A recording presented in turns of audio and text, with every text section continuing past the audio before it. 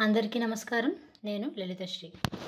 ఇప్పుడు AB exam రాయాలనుకుంటున్న వాళ్ళు కొంచెం గైడెన్స్ ఉంటే బెటర్ అని అనుకుంటున్నారు కదా! సో, కోచింగ్‌లో జాయిన్ అయితే బెటరా? లేదంటే సెల్ఫ్ ప్రిపరేషన్ బెటరా? అనేది ఒక క్వెషన్ అయితే అరైజ్ అవుతుంది. నేనేం చెప్తానంటే సెల్ఫ్ ప్రిపరేషనే మీరు చేస్తే చాలు. దానికి స్పెషల్‌గా కోచింగ్ అనేది అవసరం లేదు. సో, దానికి మీరు చేయాల్సింది ఏంటి అంటే ఫస్ట్ ఏఐబీఈ ఎగ్జామ్ ఏదైతే ఉందో అది ఈజీ, ఏముందిలే బుక్స్‌ని చూసి రాసేయడమే కదా అనే ఫీలింగ్‌ని మీరు ఫస్ట్ తీసి పక్కన పెట్టండి. సో, ఇది ఒక లైక్ ఎలా అయితే లా సెట్‌కి ప్రిపేర్ అవుతారో, లేదంటే ఏదైనా కాంపిటేటివ్ ఎగ్జామ్ ప్రిపేర్ అవుతారో, సో, అదే విధంగా దీనికి కూడా మీరు ప్రిపేర్ అవ్వడం స్టార్ట్ చేయండి.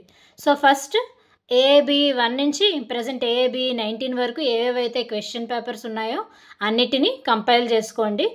అందులో స్పెసిఫిక్‌గా ఏఐబీఈ 10 నుంచి ఏఐబీఈ 19 లాస్ట్ అయిన ఎగ్జామ్ వరకు ఉన్న క్వెషన్ పేపర్స్‌ని ఫస్ట్ మీరు ఏదైతే సిలబస్‌లో ఉన్న బేరాట్స్ ఉన్నాయో వాటన్నింటిని తీసుకొని ఒక ఒక 2 రోస్ కింద డివైడ్ చేసుకొని అరేంజ్ చేసుకొని సో, ఆ ప్రీవియస్ క్వెషన్ పేపర్స్‌లో ఏవైతే క్వెషన్స్ ఉన్నాయో అవన్నీ స్పెసిఫిక్ హెడ్స్‌లో డివైడ్ చేసుకోండి. అంటే for instance so, like companies act నుంచి వచ్చే క్వెషన్స్. సో, అన్నీ ఒక బుక్ తీసుకొని కంపెనీస్ యాక్ట్ అని ఒక హెడ్డింగ్ పెట్టుకొని సో, అందులో ఏ క్వెషన్స్ వస్తున్నాయో లైన్‌గా రాసుకోండి. అట్లీస్ట్ ఒక 20 బిట్స్ వరకు లేదంటే అట్లీస్ట్ మినిమమ్ ఒక 10 బిట్స్ అయినా రిపీటెడ్ అయితే ఉంటాయి. 10 బిట్స్ కాదు అట్లీస్ట్ 20 బిట్స్ అయితే రిపీటెడ్ ఉంటాయి. సో, మీరు ఎప్పుడైతే ఈ క్వెషన్ పేపర్స్ అన్నీ ఒక అలైన్మెంట్లో ప్రిపేర్ అవుతున్నారో అంటే అరేంజ్ చేసుకొని ప్రిపేర్ అవుతున్నారో మీరు ఆ రిపీటెడ్ క్వెషన్స్ ఏవైతే ఉంటాయో అవైతే మీరు ఈజీగా క్రాక్ చేయగలరు. సో, అక్కడితో అది అయిపోతుంది.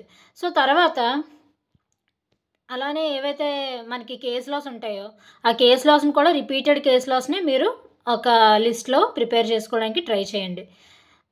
ట్రై చేశాక సో, వీటిని మీరు డైలీ ఏవైతే రిపీటెడ్ క్వెషన్స్ ఉన్నాయో వాటికి మాత్రం ఒక 1 అవర్ అలా అలొకేట్ చేసుకొని డైలీ ఆ క్వెషన్ పేపర్స్ని అయితే ప్రాక్టీస్ చేయండి. సో, మీరు ఎగ్జామ్లో ఎలా అయితే బేరాక్ట్ని రిఫర్ చేస్తారో అంతే కదా! లైక్ ఈ క్వెషన్‌లో ఈ బేరాక్ట్‌లో ఈ సెక్షన్ ఎక్కడ ఉందని వెతుకుతారు కదా!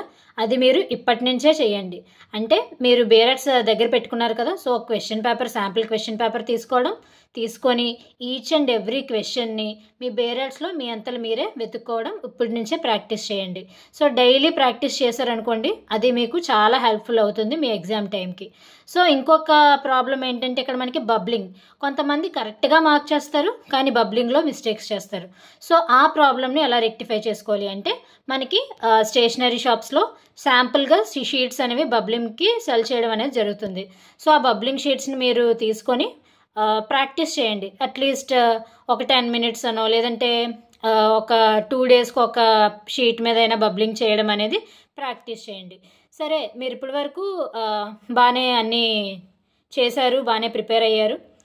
సో, ఇప్పుడు ఆ బబ్లింగ్ ఏదైతే ఉందో అది కూడా మీరు కరెక్ట్‌గా చేయడం నేర్చుకున్నారు. అయినప్పటికీ మీకు ఇంకా కొన్ని క్వెషన్స్ అనేవి రాలేదు. వెతుకుతున్నా మీకు దొరకట్లేదు. అప్పుడు ఏం చేయాలి? రాలేని క్వెషన్స్ అన్నిటికీ కూడా ఏదో ఒక ఆప్షనే పెట్టండి. ఒక్కొక్క దగ్గర ఒక ఆప్షన్ కాకుండా అట్లీస్ట్ ఒకటో రెండో క్వెషన్స్ అయినా మీకు అంటే లైక్ కరెక్ట్‌గా వచ్చే ఛాన్సెస్ ఉంటాయి. ఒక్కొక్క దానికి ఒక్కొక్క ఆప్షన్ మార్చడం వల్ల మళ్ళీ మీరు ఆ ఛాన్స్‌ని మిస్ అవుతారనమాట.